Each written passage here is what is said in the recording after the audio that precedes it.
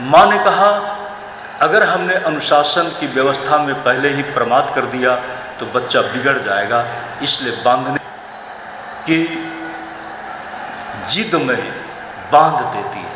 और जब भगवान ने सोचा कि माँ बांधना ही चाहती है तो बंध जाओ, बंधे। और बंधने के साथ उसको बांध करके रोक रखना भी मुश्किल है। कोई निर्बल हो तो बांध करके रुक भी जाए, ठहर भी जाए, लेकिन वह रुक नहीं पाता। बंधन को लिए ही घसीट करके खींच करके चल रहा है। और वह ऊखल में बंधा हुआ बाल कृष्ण ऊखल के समेत जब आगे बढ़ रहा है तो वह अचानक जाकर वृक्ष के यमलार्जुन के रूप में उनसे जाकर के उलझ जाता है। और जब खींचता है तो वे वृक्ष गिर जाते हैं। बड़े आश्चर्य की घटना घटित हुई। उन वृक्षों के गिरने के साथ सब ने देखा ये क्या हुआ। सब ने देखा और देखने के साथ भगवान को धन्यवाद दिया कि वो परमात्मन, तुमने बड़ी कृपा की कि इन वृक्षों के गिरने से भी हमारे लाला को, हमारे कान्हा को कुछ हुआ नहीं। लेकिन जो आश्चर्य दूसरा उनको दिखाई पड़ा, मानो कोई दिव्य आकृतियां बड़ी ही विनम्रता के साथ और बड़ी ही अपने में क्षमा याचना की भूमिका के साथ मानो खड़ी हैं। कुछ ने स्पष्ट देखा और कुछ आभास सा पा रही हैं। वे कौन थे? मणिग्रीव और नलकूबर, ये कुबेर के दोनों पुत्र थे। देवर्षि नारद ने उनको शाप दिया था और उस शाप के साथ उनको मुक्ति का उपाय भी बताया था कि कृष्ण के द्वारा तुम्हारा उद्धार होगा।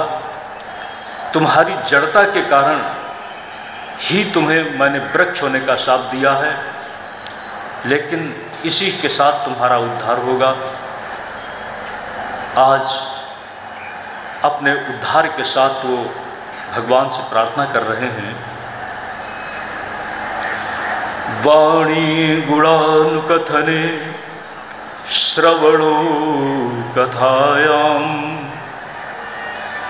वाणी गुणानुकथने श्रवणो कथायाम, हस्तौ च कर्मसु मनस्तव पादयोर्नः, स्मृत्यां शिरस तव निवास जगत् प्रणामे, दृष्टि शतां दर्शनेस्तु भवतनूनाम्। अब हम यही चाहते हैं कि हमारी ये जो वाणी है आपके चरित्र की जो गुणों की विशेषता उसका व्याख्यान करती रहे। ये मेरे कान उस चरित्र कथा का श्रवण करते रहे। ये मेरे दोनों हाथ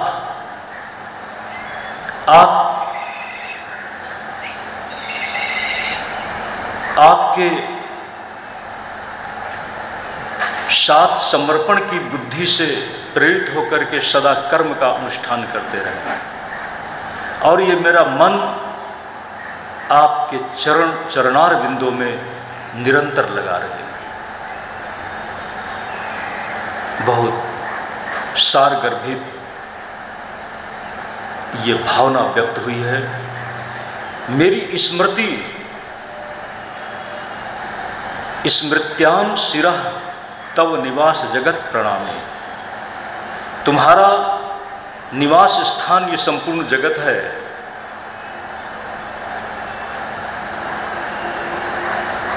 मेरा ये सिर स्मृति के साथ इसकी नमन में हमेशा ही संलग्न रहे।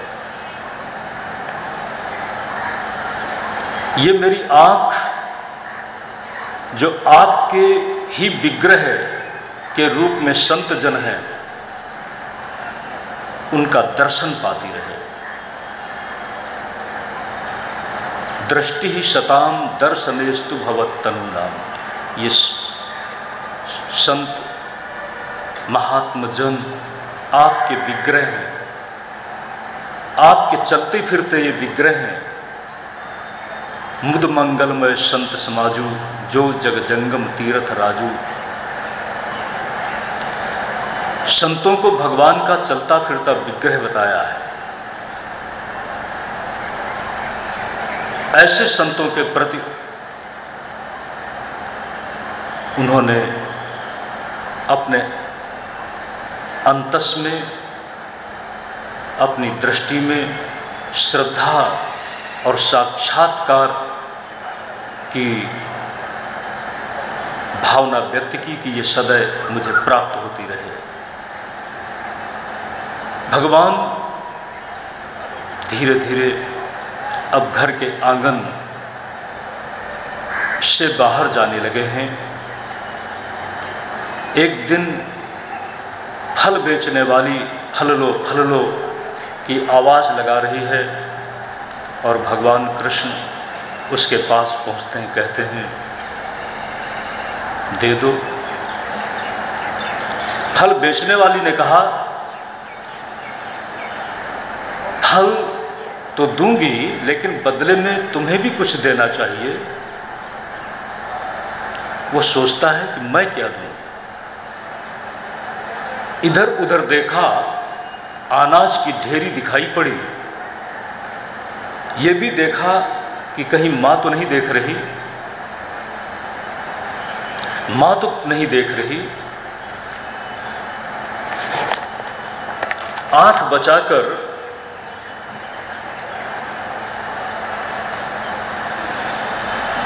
अपनी अंजलि में अनाज भर लिया।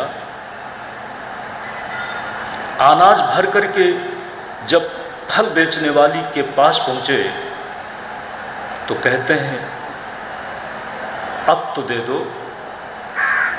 ख्याल नहीं रहा कि अंजलि में जो अनाज भरा था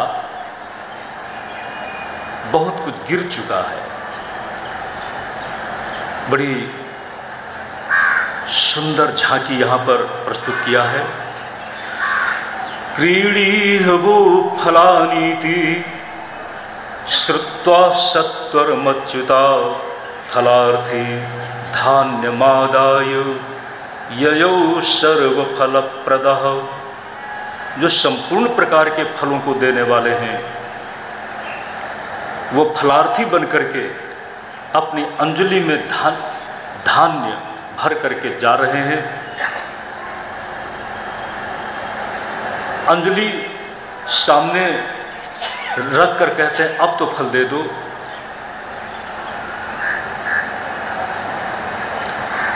वह फल बेचने वाली भगवान की इस मधुमयी झांकी को देखकर मुग्ध हो जाती है। अपनी टोकरी के फल वह भगवान के हाथों में रखती है और भगवान के हाथों में जो बचे हुए कुछ दाने थे वे उसकी टोकरी में गिरते हैं और उसकी टोकरी, यहाँ कहा गया है फलैरपूर यद रत्नैः फल भांड मपूरी च।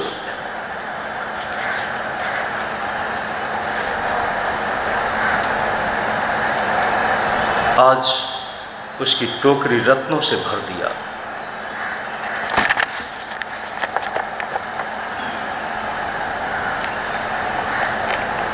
अब भगवान थोड़ा ग्वाल वालों के साथ अपने घर के परिसर से कुछ दूर भी जाने लगे हैं। खेत और खलिहान हमारे गांव की एक बड़ी विरासत है, खेत और खलिहान। नंद बाबा का गांव और उसके पास में ही यमुना का तट, बड़ा ही मनोरम वहाँ का क्षेत्र है। वृक्षों के झुरमुट में ग्वाल बालों के साथ खेलते हुए, कभी गायों को चराने के माध्यम से भगवान आप थोड़ा बड़े हुए। एक दिन वत्सासुर नाम का असुर बछड़े का रूप लेकर के सबके बीच में आ जाता है और भगवान ने खेल खेल में उसकी पूंछ पकड़ करके उसको नष्ट कर दिया है। वत्सासुर कंस की जो आसपास के क्षेत्रों में जितने भी बच्चे हों उनको खत्म कर दो, इस योजना को पूरा करने के उद्देश्य से जहां भगवान कृष्ण ग्वाल बालों के साथ गायों और गायों के बच्चों के साथ जहां वो भ्रमण करते थे, उनको चराने के ब्याज से वहां पहुंचकर भगवान को ख़त्म करने की कोशिश की, लेकिन वह स्वयं ख़त्म किया गया।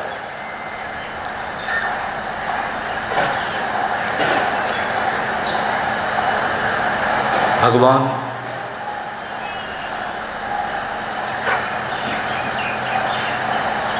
जब कभी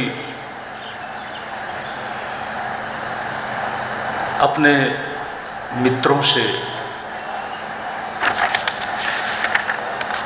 मिलते हैं तो उनके सुख दुख की बातों को सुनते हुए, उनकी ज़रूरतों को समझते हुए, इसी के साथ मनोविनोद के लिए उनके साथ तरह तरह की क्रीड़ाओं को करते हुए समय निकल रहा है। एक दिन बकासुर और बकासुर बगले के रूप में था, देखने में सफ़ेद सफ़ेद बड़ा सुंदर। भगवान को अपनी चोंच में दबा लेने के साथ भगवान को ख़त्म कर देने की योजना के साथ आया है और भगवान ने उसको समाप्त किया है, उसकी चोंच को फाड़ दिया है। पूतना का एक भाई था अघासुर,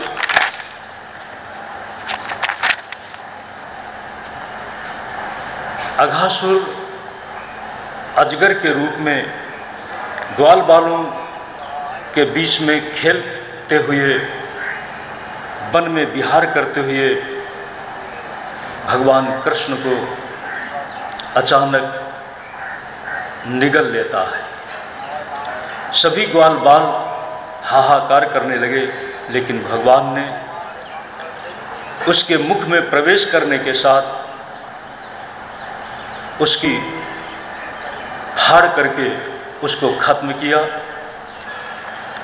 अपनी बाल लीलाओं में गायों और बछड़ों के बीच में चलते हुए भगवान कभी माँ का विनोद करते हैं। एक दिन की बात है,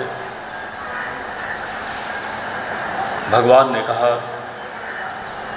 माँ, हमें ये बलदाऊ महाराज बहुत परेशान करते हैं।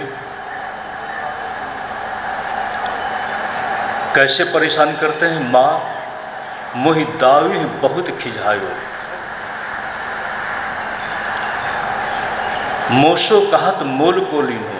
मुझको कहते हैं कि तुमको तो मोल का लिया गया है। क्यों? बाबा नंद भी गोरे हैं, माँ भी गोरी है, तुम कत श्याम शरीर। अगर तुम असली बेटे होते तो तुम भी गोरे होते। माँ सच क्या है?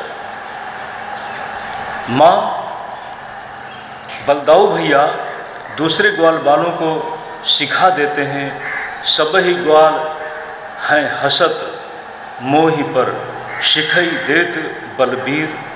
माँ तुम सच बताओ, मुझे ऐसा भी लगता है कि आपके मन में भी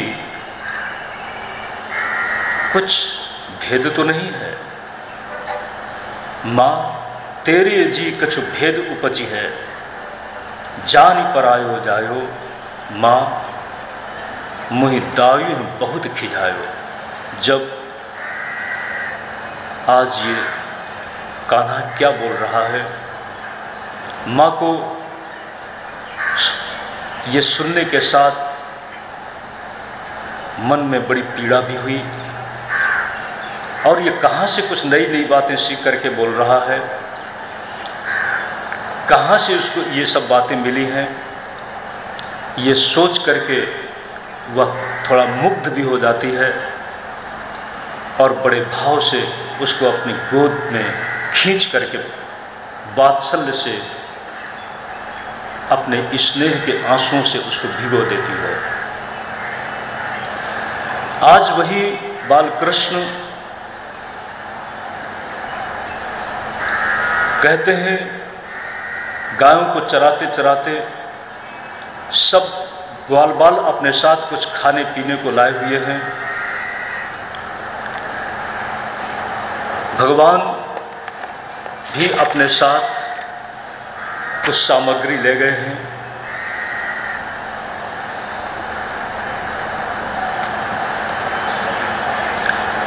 एक शांडिल्य पुत्र जिसके पास कुछ भी नहीं है अपने घर से ले जाने के लिए, माँ छाछ भी नहीं दे सकती क्योंकि उसके पास दूध देने वाली कोई गाय नहीं है, कोई दूसरी भी गाय नहीं है। लेकिन वो बाल सुलभ भावना के साथ, ग्वाल बालों के साथ अपने आप को रोक नहीं पाता, साथ साथ जा